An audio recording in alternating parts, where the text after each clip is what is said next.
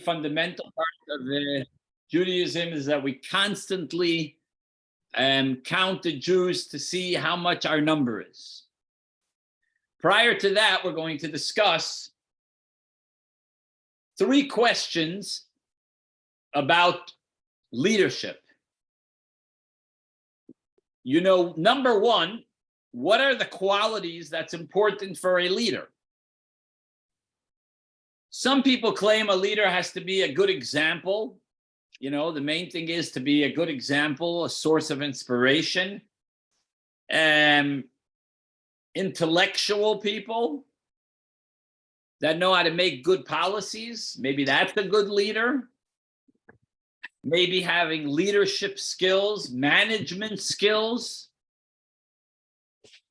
And number 2, how should the leaders be elected? Should it be elected through a vote?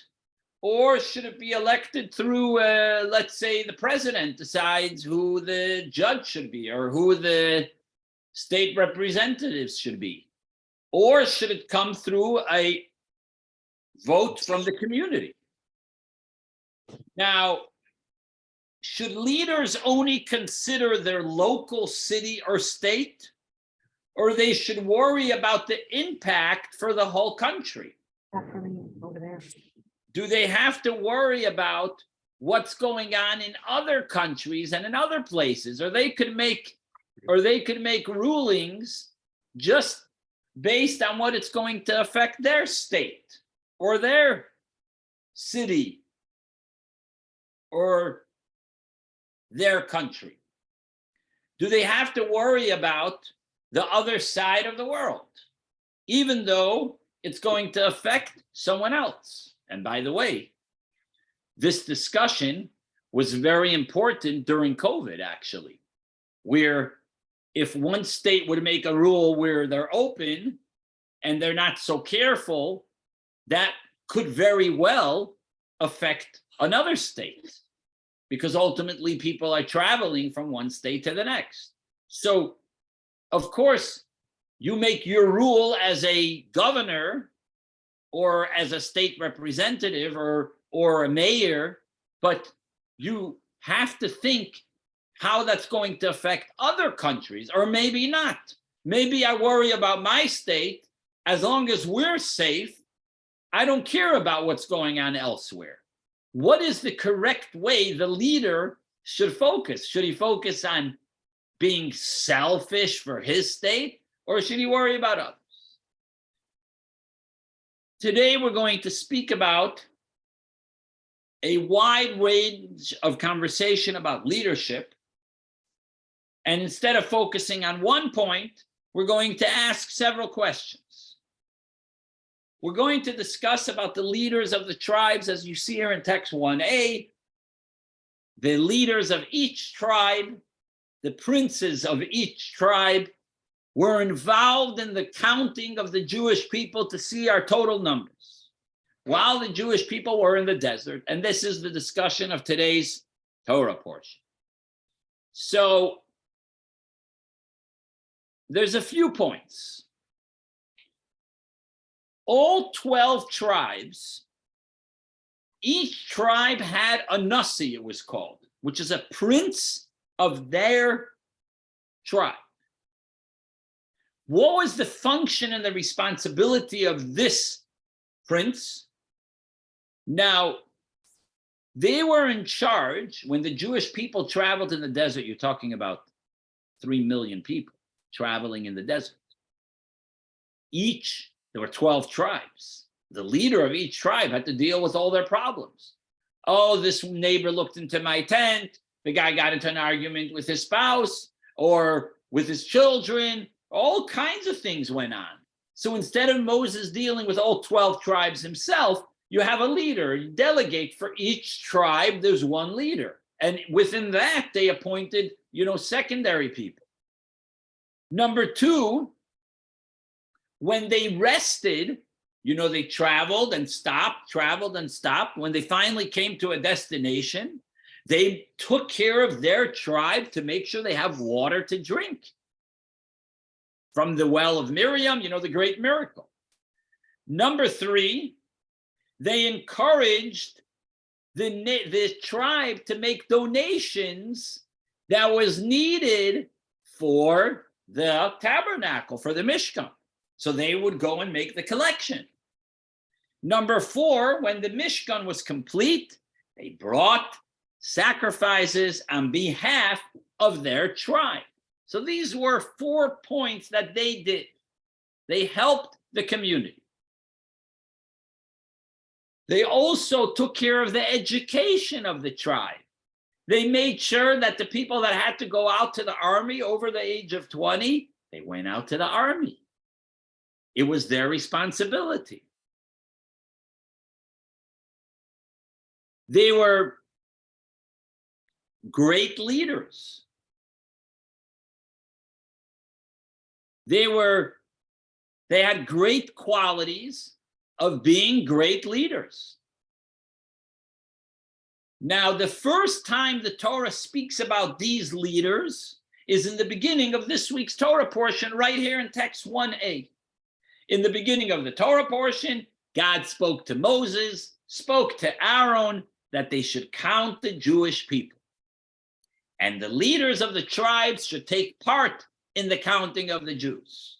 Then the Torah goes through the names of all the tribes, and we spend 10 verses going over the names of each one of the leader of each tribe. Now, there's a simple question. The Torah is not written in the proper order. The Torah is not written in a specific order. It could say a story that happened before, and it says it after. It could say a story that happened after, and it said it before.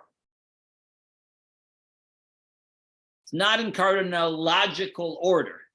That's not the way the Torah was written. In other words, things happened in a different order than it actually is written. And let's start with 1. The counting of the Jewish people happened on Rosh Chodesh of month number 2, which is right after Passover. But on Rosh Chodesh of month number 1, which is the month of Nisan, we finished building the Mishkan. And they brought their sacrifices. So the building of the tabernacle was concluded, and they brought all their sacrifices. Then we counted the Jews. The order, the way it's written is, first it says we counted the Jews, and then it says that they brought their sacrifices in next week's Torah portion. So this tells us that the leaders of the tribe were introduced to Moses. We already knew about them before because it already spoke about the sacrifices that we brought. So why does the Torah speak about them? Now it speaks about them in much more length. Why doesn't it speak about them in length with all their names when they were appointed before, when they brought the sacrifices? And besides, why do we need to go through all the names again? We already know the names. Why mention the names again after we already discussed it? Now, of course, Moses is the best judge of character, as we would assume, definitely. So Moses is the best judge of character, but God insisted that the leaders should be appointed through the nation. Even though no one's better to choose than Moses, but God wanted the nation to choose the leaders. It was very important that the choice should come from the nation. A leader needs the trust of the nation. So if Moses would choose them, even if they would be spectacular individuals, they wouldn't be able to lead the nation. This gives us a lesson in leadership. The need to choose has to be homegrown leaders. Now, homegrown leaders puts a great burden on the leaders. On one hand, it's better if it's locals because they know the place and they know the people. Like if you're choosing a governor for the state of Florida, it's best if he was raised in Florida. If you're choosing a mayor for the city of Miami Beach, it's always best if he was raised in Miami Beach, so he's familiar with the rulings of what's going on in Miami Beach. And the same thing is in every state or city or country. On the other hand, it's very challenging because when they're so local, they have good friends, and the good friends want them to bend the law for their sake. So pick a city like Miami Beach or any other city. All the commissioners and the mayor and everybody are locals. Because they're locals, all the people that supported them and brought them into office by paying donations for their campaign, they expect favors later. So that could be very challenging. Sometimes it's better to get an outsider to come in. But the bottom line is we see that locals are the best to go into leadership. And we see here from the Klei Yakar, a commentary on the Chumash, he says that the leaders of the tribe had to be from the community, and also they were also able to follow the proper law and not bend based on favors and so on and so forth. So they had both qualities. They were locals. Of course, all the Jews are locals because all the Jews are from there. But locals, we mean that they're part of that tribe. Now, this is what it means that the people have to choose proper leaders that are homegrown, and they worry about the interests of the people, and they should not be biased. The leader of each tribe is locals that know the best the tribe. And Hashem said, I agree with it. It's a great idea. As you see here in text 3b, Hashem said, I agree. The fact that Hashem agreed speaks volumes about their choice. They chose it, and Hashem agreed. It's very impressive. But when we find out who these leaders were, you will be even more impressed. Look at this fascinating text in text number 4 from Rashi. These men that were chosen to be the leaders of each tribe were actually police officers that were appointed by the Egyptians to boss over the Jews. And when the Jews couldn't build enough bricks in one day, and they couldn't build quick enough in one day, the Egyptians didn't want to beat the Jews, so they appointed the Jews to beat the Jews. Now, the Jews don't want to beat another Jew. So what did they do? They didn't beat them. At the end of the day, the Jew didn't finish his proper amount of work because it was impossible to finish so much labor. So the Jews did not beat the Jew. So the Egyptians beat the leaders that were in charge of the Jews. So they accepted the pain and the agony that they received from the Egyptians in order to spare their brothers, the Jews. And Hashem said, these are the ones I want to be leaders over the Jews in the desert when they were finally free from Egypt and free people. These 4 men were so special. And Hashem said they're worthy to be the leaders of the Jews because they care. They care about the Jews. They are concerned about their well-being. So we see over here, if they're strong enough to stand against the pressure of the Egyptians, they are strong enough to stand against the pressure of their brothers. This is a strong lesson for all times. We ask 3 questions. How should we choose them? From the leaders or from the nation? Should the president choose them or the nation should choose them? And their answer is it comes from the nation. It's the trust of the nation. What type of qualities are we looking for in a leader? Are we looking for integrity or we're looking for leadership skills? Well, we're looking for both. We're looking for both types of people. The leaders of the tribes were rich and had a lot of power, but they were great Torah scholars and God-fearing individuals. They were powerful, but they had no arrogance. They were wealthy without arrogance. This teaches us what we have to search when we search for a leader. A little of each. A leader that could stand in front of God. Leaders that behave with everyone equal, because in front of Hashem, everyone is equal.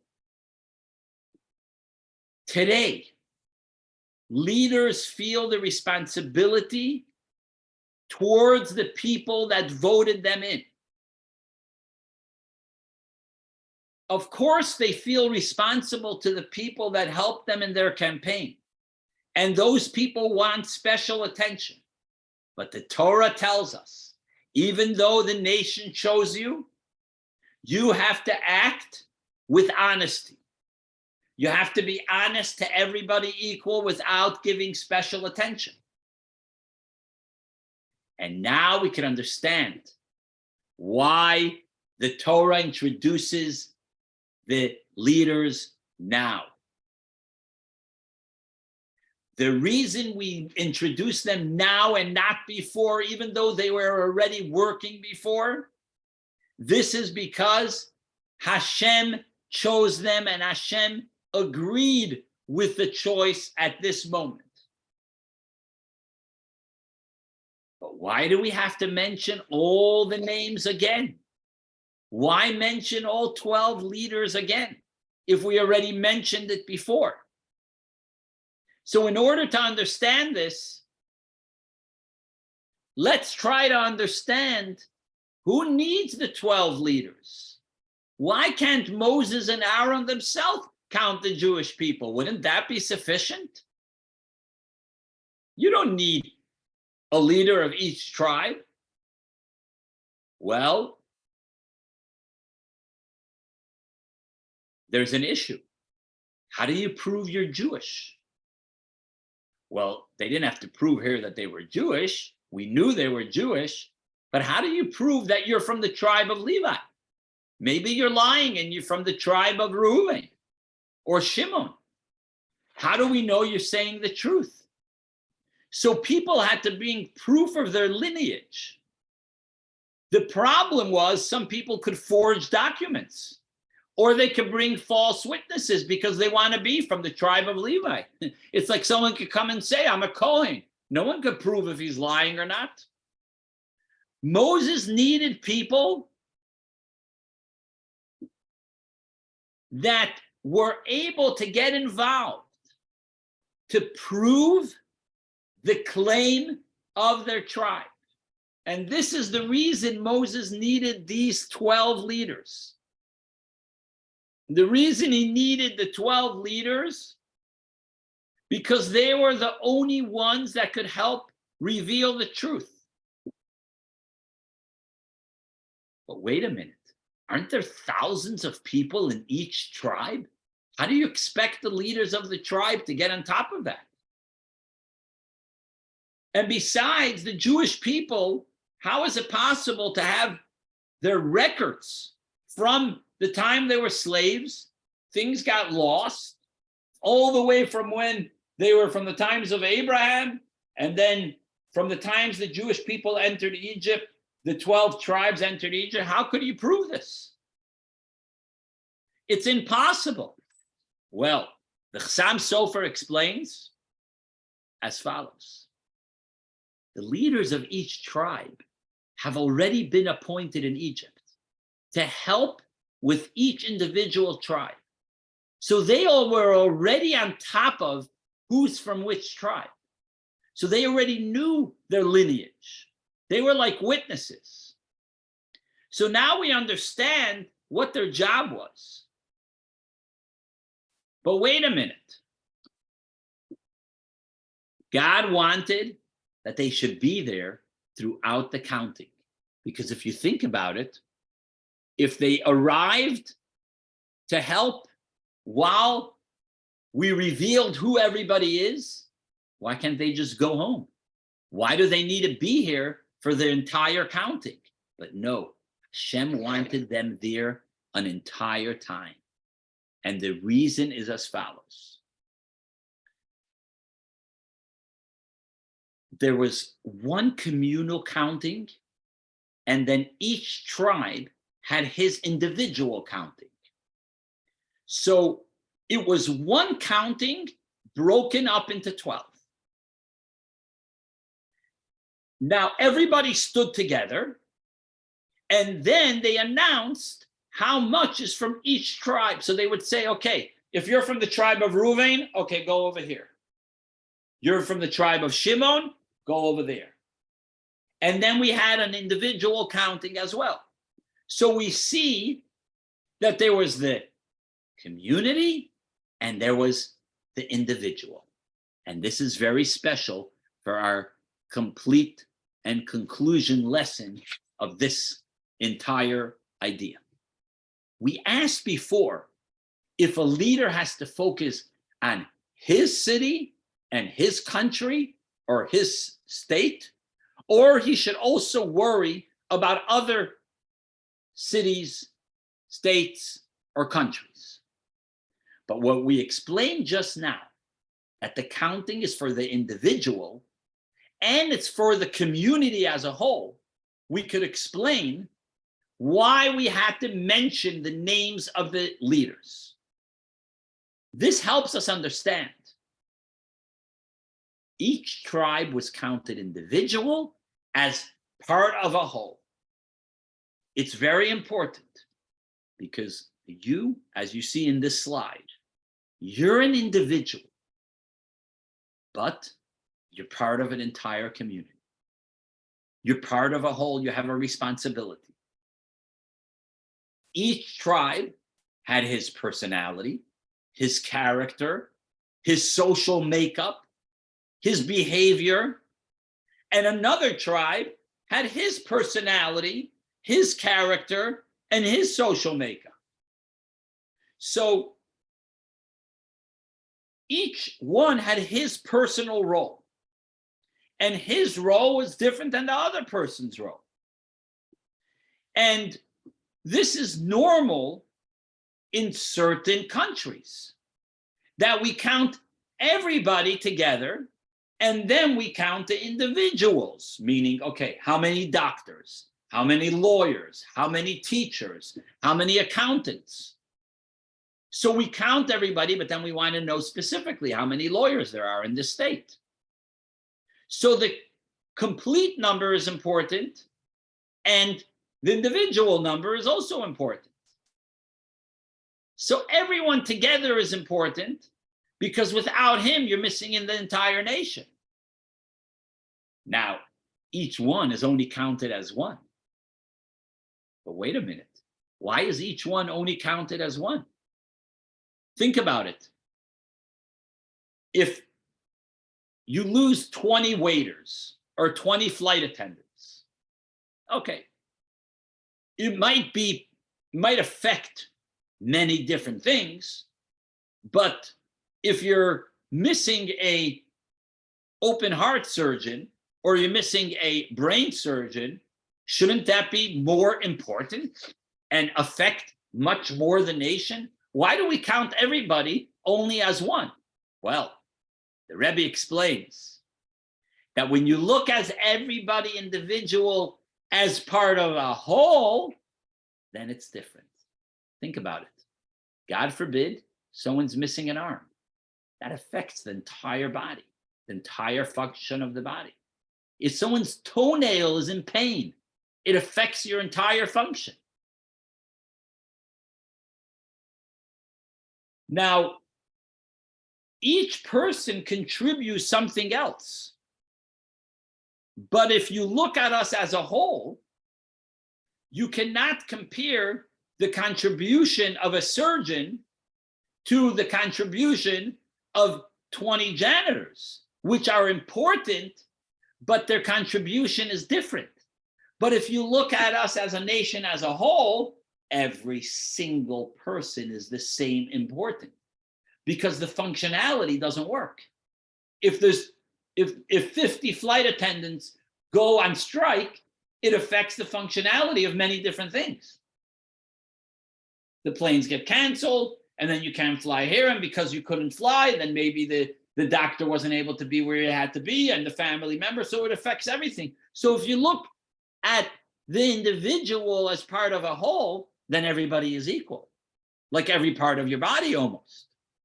We need everyone to complete the picture and make it complete. If you look at yourself as an individual, then you can rate yourself. Oh, I'm only good at this, or I'm only good at that.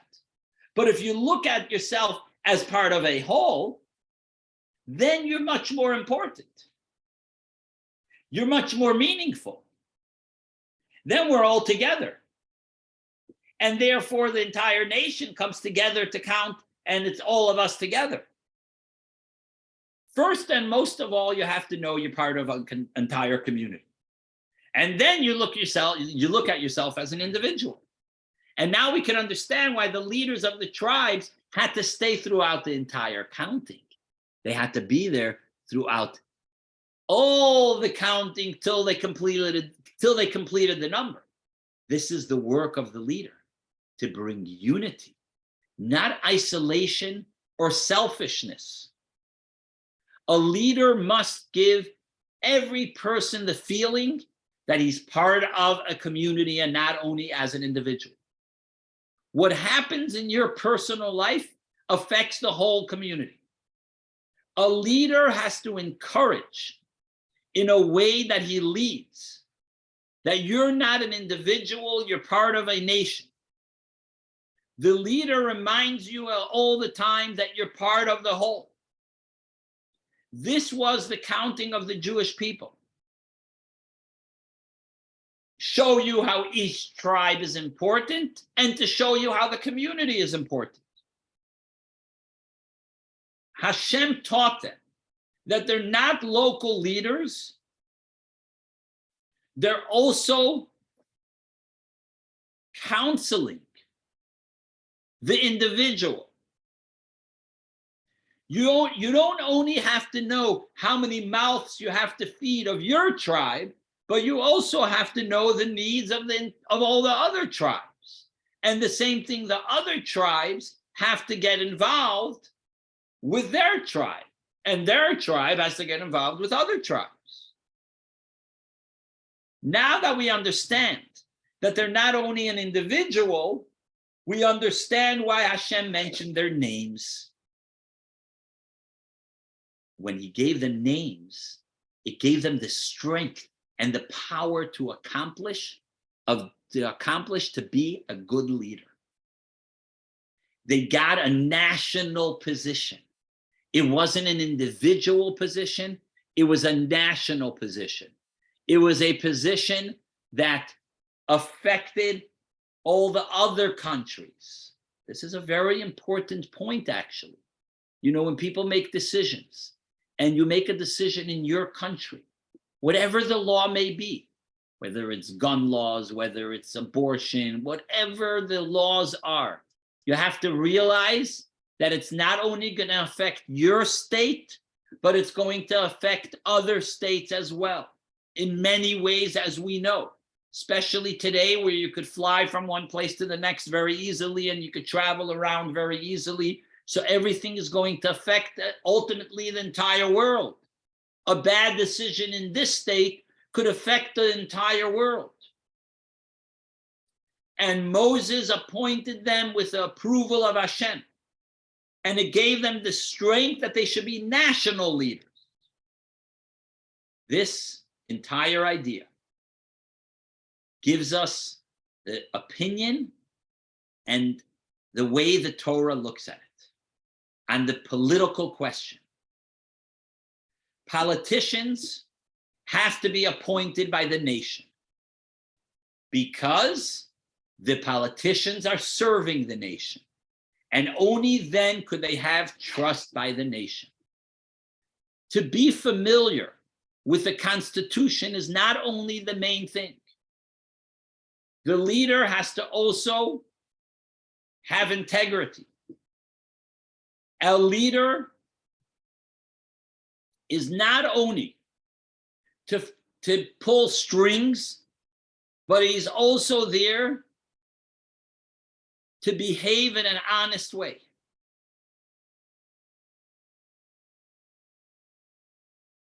The leaders have to follow the tone of how others should follow, how others should behave. Society could not handle people that don't have moral values.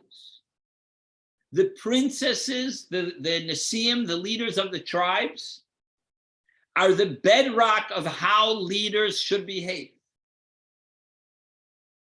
Even though leaders have to worry about their local state, because that's their job, but they also have a national role. They have to think how their decision here is going to affect other nations. Even though they're mainly concerned about here, but their success in this community contributes to the nation, and the success of the nation sets the role of how it's going to be in each individual community. Without both together, it will not work. So according to this, no community is better than another. We're all one. We all complete the next. Every community has to give back to its nation. Each community has to realize how you're going to affect the entire world. The point we're bringing out is, don't think that what you do in your private home is just between you and God and it's no one's business. No. Your behavior as a Jew could affect the entire Jewish nation. And we all know today with social media and text messaging and email, where things could get all over the world within minutes, within seconds. So your behavior as an individual affects the entire community. And you know the famous example,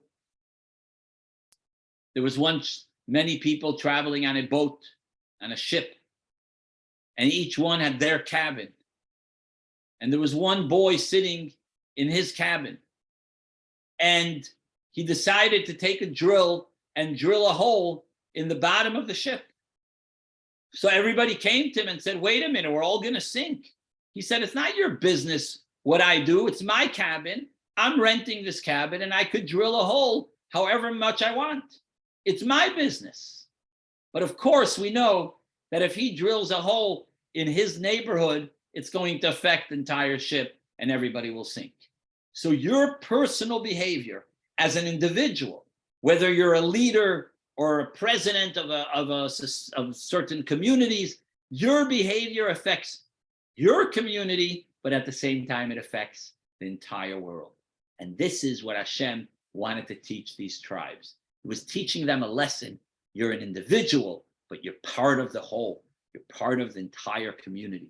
And be careful how you behave as a leader, how it's going to affect your tribe, and it'll affect all the Jews. And that's why he wanted the leaders to be around for the counting of not only their tribe, but the counting of all the Jewish people, because your behavior is going to affect everybody.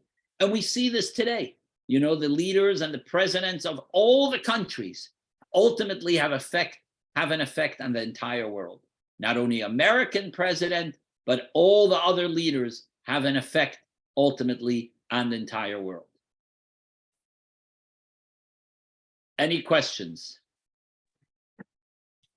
Not a question, but that's Kol Yisrael Arevim Zelazah, no? That's right. Exactly. Yes. All Jews are responsible each for another. Yes. Rabbi, it was only men that were counted. Is that, and how old were they when they were able to be counted? 20 plus. Men over the age of 20, yes.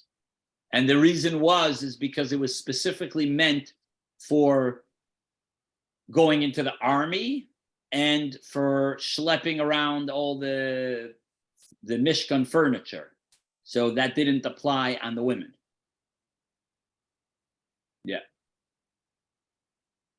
And everybody was counted once, so everybody felt like they belonged and they were equal, right? Exactly.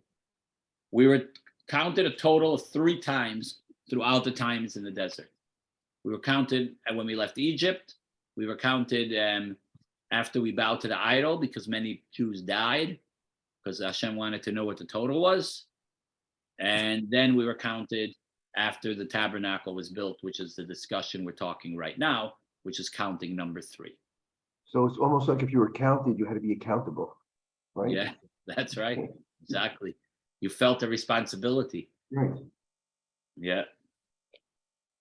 Do they do this kind of count? Do they know exactly how many people are in the world now? Or is every person accounted for? Probably. No, I don't think so. No. But I think that, certainly the developed countries, Western countries, do a census, right? Right. And there's even problems with that here because a lot of undocumented people are hide from the census and all that. But, they do a good estimate. But I don't think it's accurate for the whole world. They do estimates, Right. But once they count, like once a baby's born, right, but then people die and No, but there's also who knows how many, immigrants crossing the border that aren't counted, right? right, and people could have babies at home and they don't even know about it. There's probably some of that. I wouldn't expect a lot of babies born at home, but I think it's more uncounted, undocumented immigrants. All right. Thank you, Rabbi. The most we've ever been since the creation of the world. I'm sorry, what's that, Rabbi? I think we're the most in number that we've ever been. But it's interesting. Populations are declining, in populous countries like China and India. They're having fewer children, Mm-hmm.